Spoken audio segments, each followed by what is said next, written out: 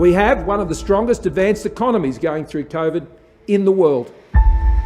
And now we have one of the highest vaccination rates of countries in the world. From the 1st of December 2021, Australia will also welcome back fully vaccinated citizens from Japan and Korea.